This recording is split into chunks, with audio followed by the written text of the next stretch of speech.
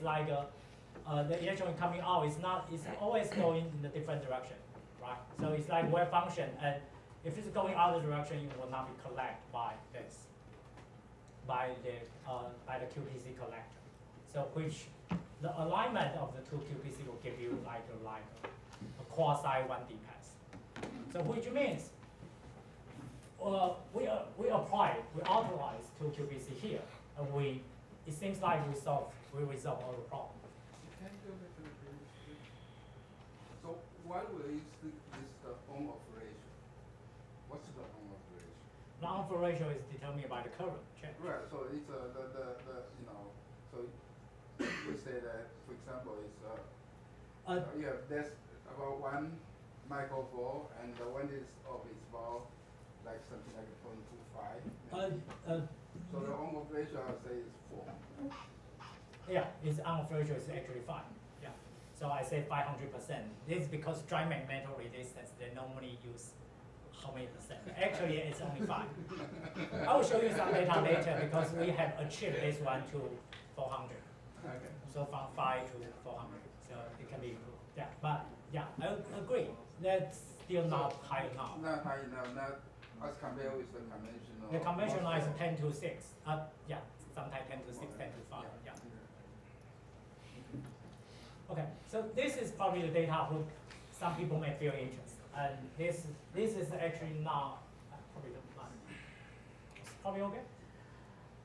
This is data which we were asked by the referee, because the referee don't fully convinced by the previous data that we show here. So they want us to provide another evidence to show the QPCs actually can induce 100% speed, can provide 100% speed injection efficiency. So if you go back to the spin orbital system, if you are aware of the spin orbital coupling system, you know the different spin have the different momentum, right?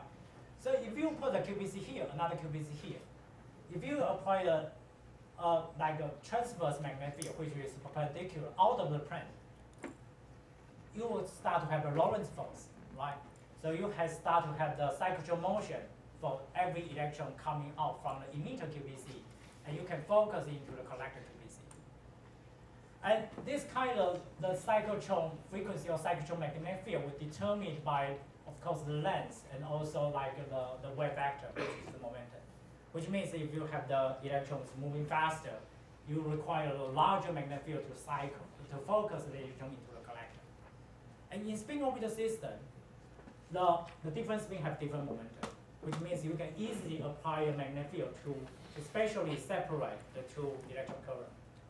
So initially, if you have in a real space, even in a spin orbital system, the two spin is moving in opposite direction, but especially they are still indistinguishable, right?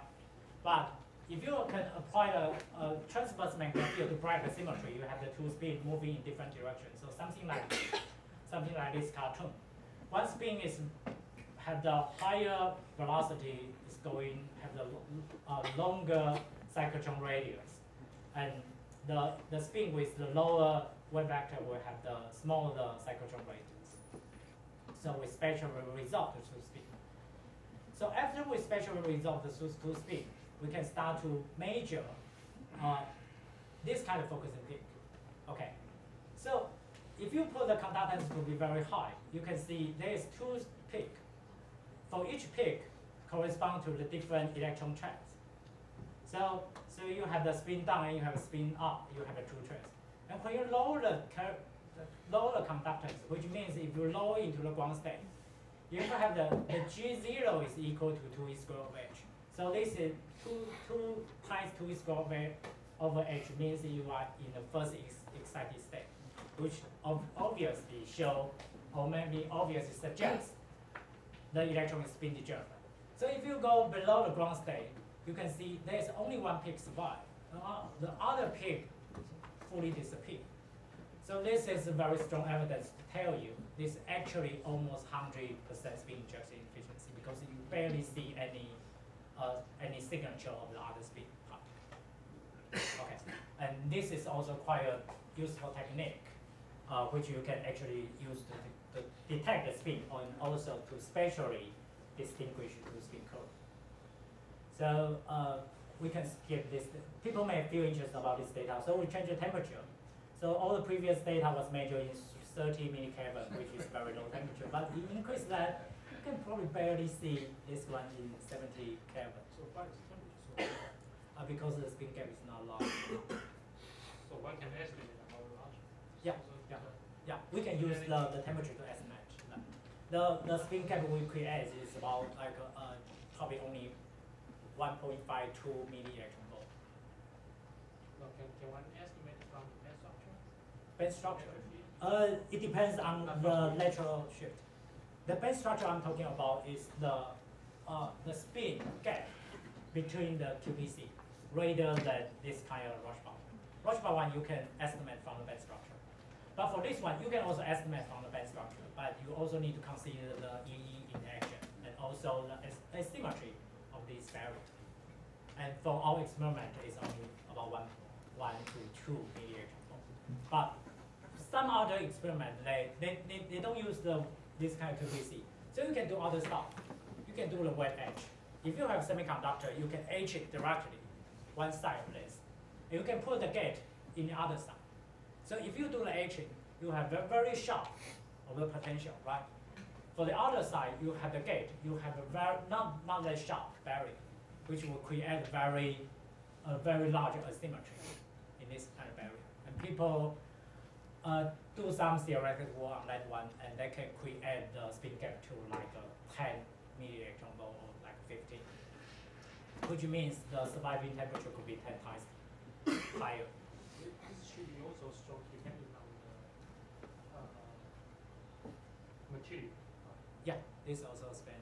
And right now, also in your experiment, you use Indian gallium arsenide. yeah. Yeah. So we also feel like they might have some possibility to use the topological insulator because it can survive at low temperature. Yeah. Another limitation is that because this is 2D, so 2D when you go above the 30 Kelvin, you start to have phonon coming in. If you have the phonon, the electron won't be ballistic anymore. So the alpha ratio will also be kind of being reduced. Probably, this is quite important data because this is the first time we can control the spin precision using the electric field here. So the x-axis is like electric field. So you can see this is the middle gate voltage. And we can also apply external magnetic field. And we know external magnetic field can also rotate your spin, right? So of course, combine these two fields together is quite easy for if you are doing theoretical calculation. But if you're doing experiment, that's not that easy, right? So this is the first time people can actually see this spin precision was controlled together by this kind of different field. So we can see this data, and the dotted line is not fitting. So we do the theoretical calculation using all the parameter band structure in this kind of material. So we do the calculation to get this kind of trace. So you can see a very good agreement between the theoretical calculation and the experiment. So this is also one of the key results which we use to claim we do see the spin precision and very hard on-off ratio in our experiment. So the challenge remains, probably give me 2 more minutes. The challenge remains is on-off ratio is still not long, so it's only 5. But our recent data show it's about 200. And the 200 is not actually it's actually still much higher. It's because it's actually at 0. And because we apply very small current, so the minimal resolution, we take the minimal resolution to calculate the on-off ratio. But if you can do the measurement again, we could probably improve this to very high. Because ideally, if the QPC indeed provide 100% spin injection efficiency, if you remove all the phonon scattering, spin decoherence, ideally you can have a very high on-off ratio. So this is not a problem. I don't feel this is the challenge. The challenge is probably the working temperature is still very low. I can imagine it to go above 77 liquid nitrogen, but I don't feel it can go up to room temperature. Okay. So to conclude the whole work, here I want to mention is the dot dots is one concept. It's one idea to do the spin FET. So but that is not only one. It's the first one, but not the only one. Like in 2003, people have the idea like if you can tune the rush bar and dress hot spin orbital couple, even though you have lots of scheduling, because if you tune it together, the rotation axis is always keeps along the Y. So even though you have the lots of scheduling, even though you have the device working at room temperature, you can still have this kind of spin rotation. It has never been realized. So, but the basic idea still is the ferromagnet. So if you can create a QPC also at room temperature, you might be able to realize that. And this is another paper using the spin code, but they're using the optical one. So they inject the polarized photon to inject the PN junction and then to create the spin to get this kind of spin Hall effect. And the on-off ratio is still quite low. So we kind of feel the QPC can kind of resolve some of the problem, some of the challenges that we had at the moment. So this is the work which was done by my students. So I just show their photos, and the device was fabricated by my collaborators in Cambridge. So just put the acknowledgement, and I gave the last start in the summarize. So thank you very much for all your attention.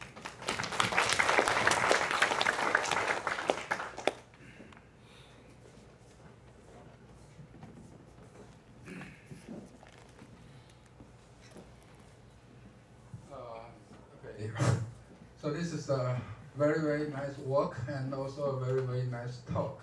I knew about this 0.7 peak, but I don't know it can be used to, to have a spin polarized current. And also the idea of using this asymmetric voltage on this point contact is to force the spin to the right direction. I think it's really very, very clever. So that's why you can make this spin FET. So any questions? Yes. Can I ask in Chinese? Sure. 就是波尔定律，它最终就是到5纳米。那假如你这个 idea OK 可以 work， 那有那个 size 的限制，你5纳米以下还 work 吗？因为我看那个都 micron 等级。那再来是说，假如你一个 transistor， 你如何证明说比一般的这个 transistor 还要 performance 还要好？那对整个 IC 来讲，比如说人家是20亿颗，那你如果2万颗的话，那你整体 performance 会比那个一般的这个 IC 还要好吗？如何去证明？谢谢。Okay, the first question, what is the point to make the transistor as small as possible? What is the point of that? Right now, we are going from 20 nanometer to 16, and then to 10, 7, 5. What is the point of doing this? Because we want to increase the operating frequency. We want to increase the computing power, right? But if this device have the operating frequencies 1,000 times faster than the conventional one, this is not necessary to have the spin FET as small as the traditional one. Of course, another issue to have the conventional MOSFET to as small as possible is because of the kind of like a cost, right? Because you would do the same wafer, so you can put as many transistors as possible, but it's probably not necessary. And the minimum, so let's go to answer your question. The minimum size for this transistor is probably 300 nanometers, something like that. Okay, so you can look at the data. So from the source to drain, we have about 2 micron. So you can have the off, on, off, on, off, on, off. So actually you only need the on and off. So how many circles if you have a shorter distance, of course, you don't need so many kind of on, off, this kind of oscillation. You only need a short one. So for this kind of material, the minimum size is, I would probably say 300 nanometer. But if you can find other material which you have the larger change of the rush bar spin orbital 10, you can have the size being smaller. Yeah. And so, what is your last question? 把所有 transistor 变成一个 IC 的时候，跟以前的 IC 比价会 performance 会比较好。I have no idea because it's like very large scale integration and the spin transistor have new functionality. Some people argue you have this kind of on-off. It's no longer binary. I don't really buy their story, but I still believe binary is probably the best for large gain. But yeah. 那如果就以单一 transistor 来讲的话，它 transport 的 speed 会远比一般的 transistor 还要快。Yeah, normally it's terahertz scale. I cannot approve that because I need to build up the high frequency. I'm trying to do that, but I need some. OK， 反正这个论点就有蛮有说服性，就是说以单一 transistor 它是真的比一般的还要快很多的。Yeah, like the slide that I just showed, they do the theoretical calculation and the theoretical calculation tell you the delay time is. Oh, thank you. It's not fair to ask you this question, but maybe you know the answer. I don't have a physical picture directly in my mind why the switching frequency will be much quicker with the spin FET. The basic idea is the transconductance is much larger. Okay.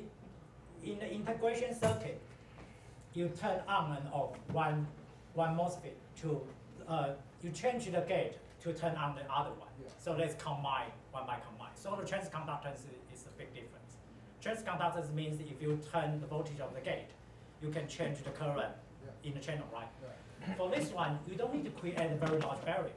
So you only need to apply a very small voltage, and you can create a very large difference, which is a very large difference in the transconductance.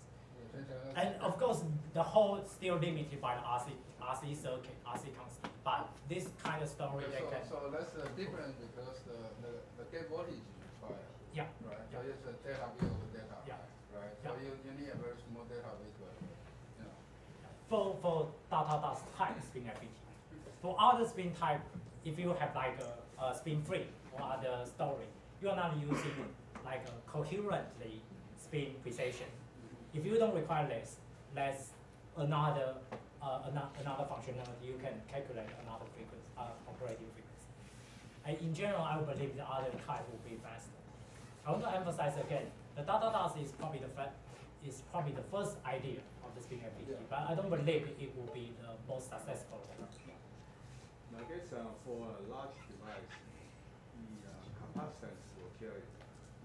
Yeah, the capacitance will also but be. then you need to have a 2 micro long. Yeah. So that's kind of a long distance. But the channel width is wide. So for MOSFET, the width is much larger than the length, right? So, what is your material of the quantum point contact? metal.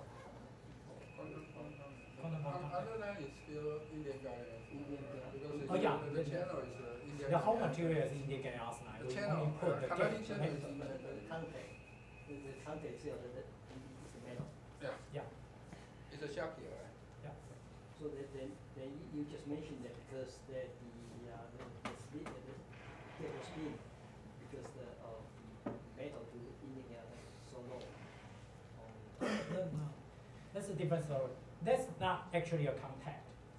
The quantum point contact is like a gate, not a contact. If you have a contact, you need to inject the spin from your quantum point contact into the channel. But here is not.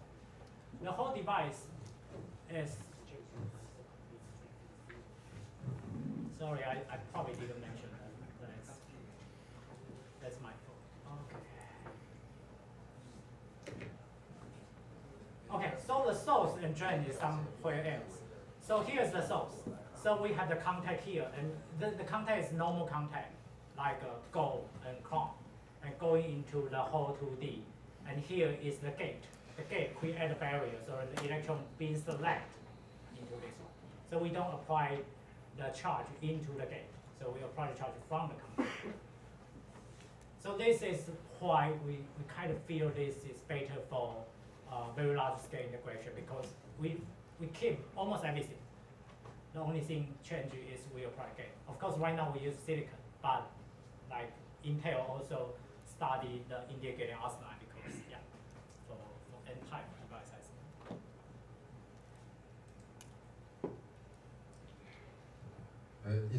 It's very difficult to be silicon. People try and try. Okay, never happen. Okay, but this is quite promising, I say. Okay. But temperature is still definitely going to be a problem. I think this has all this spin-related device. We can say it's very, very promising, but it's only good for low temperature, maybe except for the topological insulator, which I don't know.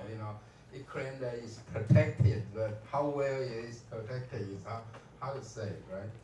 But nowadays there are many kind of experiments already prove that in counting experiment, we can do it. Yeah. So it's not working. Okay. There are many other experiments actually. Okay. I Hopefully it will work. I would feel science is all technology moving faster than I can imagine. So Yeah. maybe one day. Maybe one day. Yeah. I don't know. Don't forget about the story of the superconductor. more than 20 years. Okay. Well, it's in the bottleneck again. Okay. So if there's no more questions, let's thank our speaker for a very nice talk.